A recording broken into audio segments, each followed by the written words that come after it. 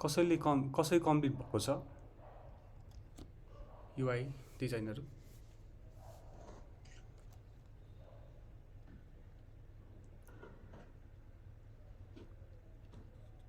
Okay त्यो पार्टमा अझै पछि टाइम हुन्छ हैन त्यो डिजाइन गर्नेमा हाम्रो बेसिक CSS नभएको कन्टेन्टहरु चाहिँ रेडी भइसक्यो होला त्यसमा चाहिँ हाम्रो के छ भन्दाखेरि हाम्रो होममा यो नर्मल अघि हामीले हेरेथ्यौं नि कस्तो छ भन्दाखेरि हाम्रो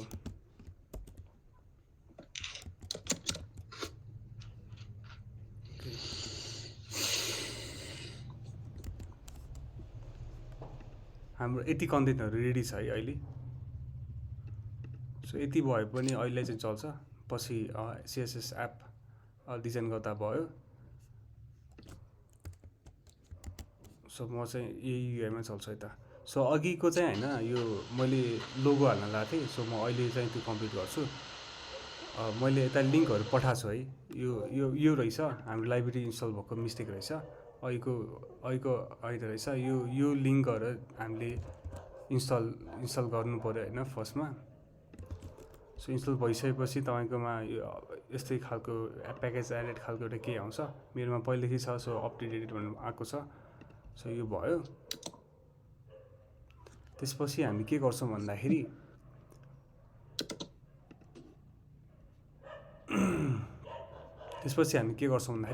यो एडिट सेक्सन तिर हामीले कम्पोनेन्टहरु त्यसको इम्पोर्ट गर्छौं यता फाइ भन्ने एउटा राखे अनि अर्को भनेको ट्र्याश भन्ने पनि छ जस्तो लाग्यो ट्र्याश भन्ने छ एउटा डिलिटको लागि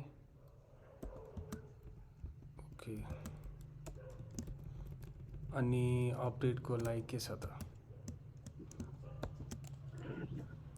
अपडेटै छ कि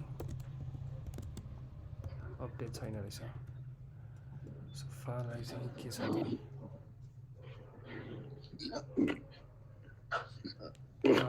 एडिट भन्ने के छ होला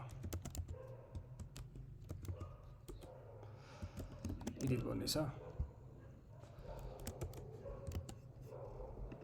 सो यतातिर सब इम्पोर्ट भइराछ है माथितिर सो हामीले अब यतातिर हेर्न गयो भने चाहिँ हाम्रो एपहरु चाहिँ यस्तो देख्ने भयो है यस्तो देख्ने भयो यो अलि कन्जस्टेड जस्तो देखियो म यतातिर यसलाई डिभिजन क्रिएट गरेर सेपरेट गर्दा नि भयो म चाहिँ क्रिएट गर्दिन अहिले अलि कन्जस्टेड भए पनि ठिकै छ यसलाई सो यसलाई म डिलिट गर्छु अनि अहिलेको कपी माथिकै कपी गर्छु त सो हाम्रो यो पेज भयो है चेन्जेसहरु भयो सो यो चाहिँ हाम्रो नर्मल लिस्टिङको भयो है हाम्रो रिडको काम चाहिँ सकिसक्यो है हामीले अब के गर्छौं भन्दाखेरि हामीले एडिटको काम क्रिएटको काम गर्छौं है अब क्रिएटमा चाहिँ के गर्छौं भन्दाखेरि हामीले यतातिर एउटा लोगो हाल्छौं क्रिएट भनेर अनि त्यसमा चाहिँ हामीले क्लिक गर्ने बित्तिकै एउटा मोडल खोल्छौं है आज चाहिँ मोडल खुल्दैन तर हाम्रो एडिट क्रिएट गर्दाखेरि हामीले कस्तो देख्छौं भनेर चाहिँ एउटा युआईहरु चाहिँ डिजाइन गर्छौं है त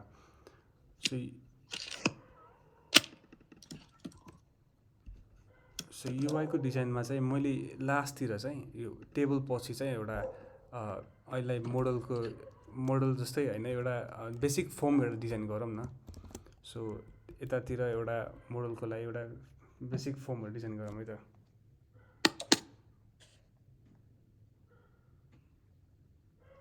सो के गर्छु भन्दाखेरि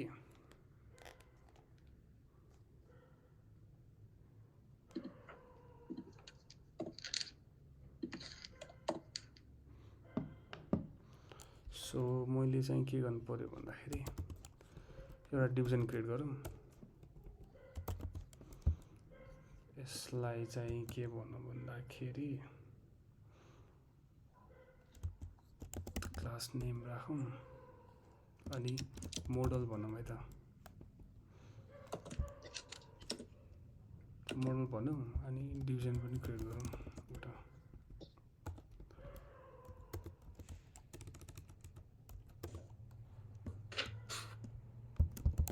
माई मोडल भनेर क्रिएट गरौँ अनि त्यसको भित्र चाहिँ हाम्रो के भन्दाखेरि मोडल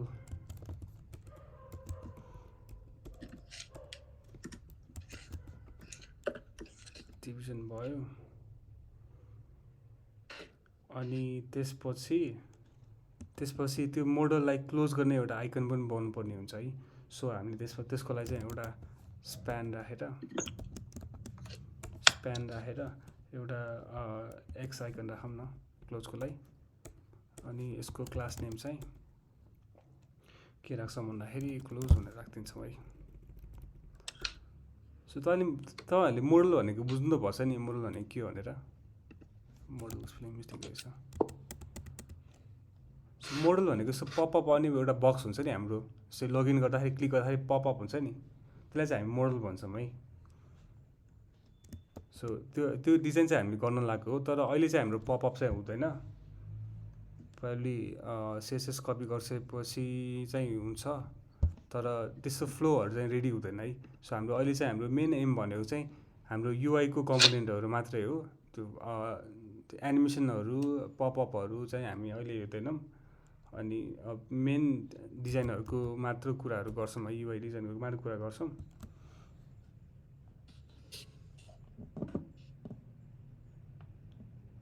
अनि त्यसपछि हामी के गर्छौँ भन्दाखेरि यसमा छुट्टै एउटा क्लोज भइसकेपछि अर्को एउटा पनि लेयर चाहियो सो हामी यतातिर लेयरहरू पनि डिजाइन गर्छौँ यसलाई पनि एउटा क्लास नेम हालौँ होइन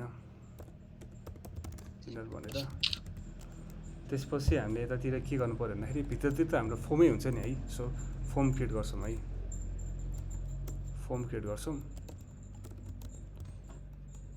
सो यसमा चाहिँ के हुन्छ भन्दाखेरि हाम्रो क्रिएट हो नि त सो क्रिएट एप गरौँ क्रिएट टुटुज गरौँ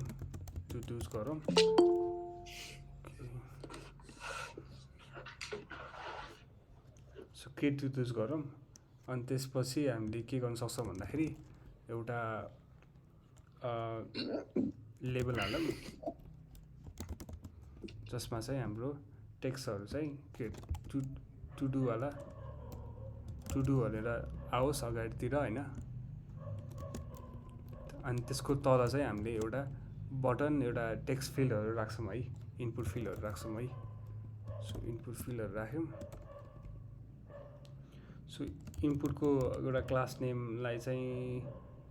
नेम चाहिँ के हालौँ भन्दाखेरि एउटा इनपुट भनेपछि टु डु नै हालौँ नहालौँ पछाडि भइसक्यो सो टु डु कन्टेन्ट राखौँ होइन कन्टेन्ट हालौँ अनि त्यसको अरू कम्पोनेन्टहरू चाहिँ क्लास नेम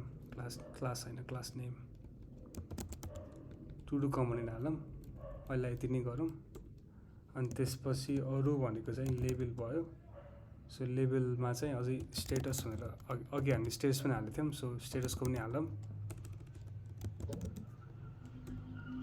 सो अझै एउटा इनपुट क्लास एउटा बनाऊँ है त स्टेटसको लागि सो यसको पनि क्लास नेम हालौँ क्लास नेम अघि हिजो हामीले डिजाइन गरेकोबाटै एउटा राख्थ्यौँ है त इमेल भनेर हाम्रो सिएसएस कोडहरू अलिक कम हुन्छ यस्तो गऱ्यो भने सो हाम्रो टाइप चाहिँ के हुन्छ यसको लागि भन्दाखेरि टाइप चाहिँ टेक्स्ट राखौँ होइन माथि पनि त्यही राख्दा हुने हो अनि आइडीहरू चाहिएन यसलाई अनि डिफल्ट भ्यालु पनि एउटा अहिले नचाहे पनि डिफल्ट भ्यालु चाहिँ एउटा हालिहालौँ है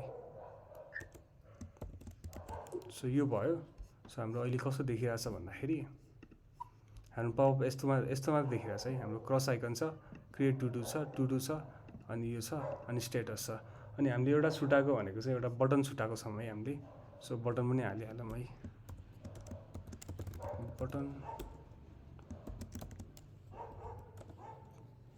बटनमा क्रिएट भनेर भयो सो यति भयो सो यसमा अब हाम्रो सिएसएस को कोड हालौँ है त यसको सिएसएस को कोड हाल्ने बित्तिकै पुरै चेन्ज हुन्छ है यो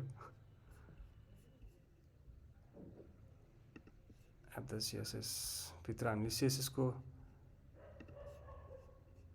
मोडल कोड हाल्छौँ है त मोडल कन्टेन्ट ओके सो हाम्रो यतातिर कुनै कम्पोनेन्ट मिस भयो जस्तो लाग्यो त सो क्लोज भयो इनर भयो टेक्स्ट एरिया भयो मोडल कन्टेन्ट भन्ने फोल्डर चाहिँ क्रिएट पर्छ जस्तो लाग्यो। सो त्यो पनि हालिहालौँ है त।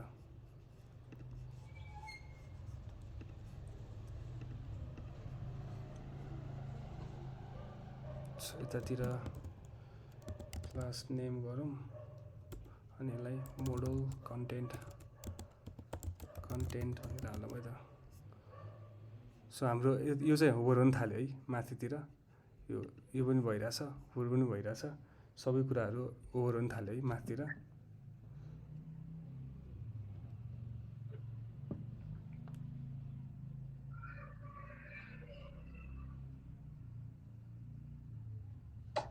ओके, सो हाम्रो अहिलेको कन्टेन्टमा CSS को यो भयो। अनि यतातिर हामीले इनपुट भन्दा नि टेक्स्ट एरिया भन्ने कुरा त चाहिँ राम्रो हो, किनभने यसले अलि ठुलो देखाउँछ होइन।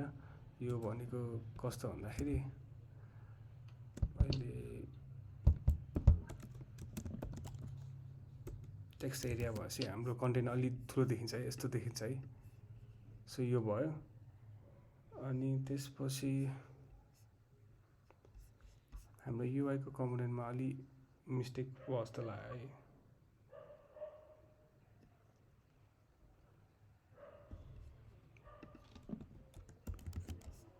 सो यो भयो है, हाम्रो कन्टेन्टको यो भयो, बेसिक यो भयो। सो यसमा चाहिँ के छ भन्दाखेरि अब यसलाई अलि ठुलो पारौँ।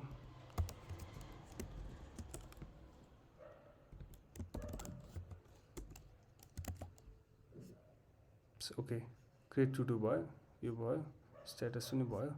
यसलाई पनि ब्रेक गरिदिउँ, तल गयो। स्ट्याटसलाई पनि तलै राख्थ्यौँ है त, स्ट्याटसलाई पनि ब्रेक गरिदिउँ, तलै राख्थ्यौँ। सो ओके, हाम्रो कन्टेन्ट क्रिएट टु डुजको कन्टेन्ट चाहिँ यो भयो है। सो हाम्रो यति, यो चाहिँ हाम्रो मोडल भयो। सो अहिले चाहिँ केही गर्न मिल्दैन, हाम्रो पछाडिको केही नै गर्न मिल्दैन। सो अर्कोतिर चाहिँ हामी के गर्छौँ भन्दाखेरि यसलाई चाहिँ हाम्रो हुकसँग लिङ्क गर्छौँ अनि यो क्लज फङ्सनालिटीहरू राख्छौँ। अनि यो क्लिक गरिसकेपछि यो पपअप हुने फिचरहरू अरू सबैहरू मिलाउँछौँ है। सो त्यो भयो। अनि त्यसपछि हामीले एडिट सेक्सनलाई पनि यस्तै फिचरहरू राख्छौँ। अनि त्यसको कारणले चाहिँ एडिट पनि गर्न मिल्ने गरी एउटा UI चाहिँ डिजाइन गर्छौँ है यतातिर। सो यो भयो। अनि त्यसपछि के छ, सो हाम्रो एडिट सेक्सनलाई पनि यही नै कोड हो होइन। सो अहिले चाहिँ हाम्रो केही लिङ्क भएको छैन, हामीले जाभास्क्रिप्ट अहिलेसम्म युज गरेको छैनौँ है यतातिर। राउटर बाहेक हामीले जाभास्क्रिप्टको केही कन्टेन्टहरू युज गरेको छैनौँ। यो सबै HTML र CSSबाट सबै कुरा भइरहेको छ। सो UI को डिजाइनहरू चाहिँ यतिमै लगभग सबै यतिभन्दा बढी कोडिङ गर्नु पर्दैन होला हाम्रो सेक्सनलाई। यही कोडलाई कपी पेस्ट गरेर हाम्रो अरू कम्पोनेन्ट पनि क्रिएट गर्छौँ है। सो अनि त्यसपछि यति नै हो त्यसो भए UI को सेक्सनको लागि। सो तपाईँहरूले चाहिँ यो कोडिङहरू चाहिँ कम्प्लिट गर्नु पऱ्यो, हाम्रो यो टेबलहरूलाई डिजाइन गर्नु पऱ्यो होइन। अनि त्यसपछि यो टु डुको पनि यस्तो नेभिगेट माथि होस् होइन, माथि हुने गरी जेड इन्डेक्सहरू राखेर गर्नु पऱ्यो। सो म CSS को पनि अलि रिभ्यू चाहिँ गरिदिन्छु है। यो क्रिएट टु डुको CSS कोडमा चाहिँ के छ भनेर चाहिँ रिभ्यू चाहिँ गरिदिन्छु। सो यसमा चाहिँ के छ भन्दाखेरि हाम्रो मोडलको पोजिसनहरू फिक्स राख्यौँ होइन पहिला। अनि यो जेड इन्डेक्सले चाहिँ के गर्यो भन्दाखेरि योलाई अर्को इन्डेक्समा झारेको है। जस्तै पछाडिको स्क्रिन अर्कै छ, यो अगाडिको स्क्रिन अर्कै छ नि त। सो त्यो जेड इन्डेक्सले गरेको है, किनभने यो होभर भइरहेछ अनि पछाडिको चाहिँ पछाडि इन्डेक्समा छ। यो चाहिँ माथि एक स्टेप माथि ल्याएको हो भनेर भनेको छ होइन। यो इन्डेक्स 1ले चाहिँ सिट एट टप भनेर लेखेको पनि छ होइन तिर। अनि माथि प्याडिङ टपबाट 100 तल झार भनेछ, लेफ्ट राइट टप त अनि बुझ्नु भइहाल्छ। विथ 100% राखेको छु, मोडलको फुल विथ 100% राखेको। यो कालो अलि सेड आएको छ नि, त्यो विथलाई 100% राखेको हो यो। अनि त्यसपछि हाइट पनि छ, ओभरफ्लो अटो राखेको छ। हजुर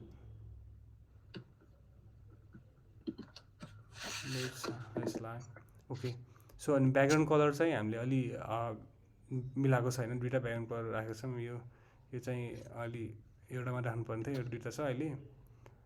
अनि त्यसपछि हाम्रो कन्टेन्टहरू चाहिँ ब्याकग्राउन्ड कलर छ। हाम्रो मोडल कन्टेन्टमा चाहिँ ब्याकग्राउन्ड कलर चाहिँ अलि वाइट ग्रे खालको छ।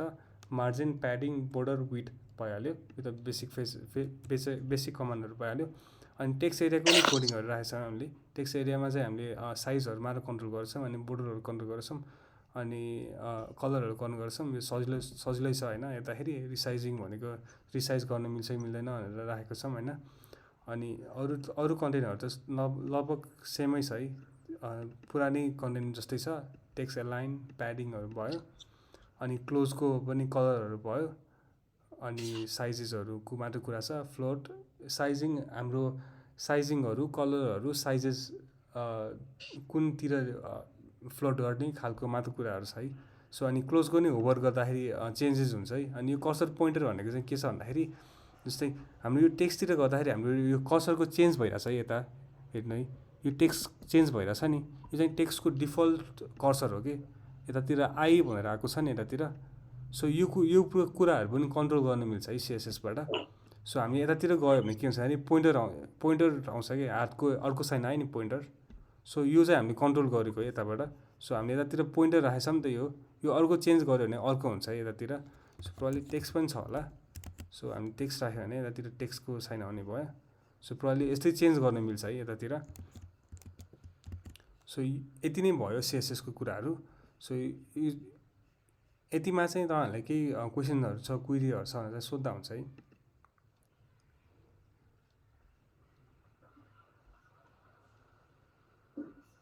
मैले रेकर्डिङ सेसन चाहिँ अफ गरिदिएँ त।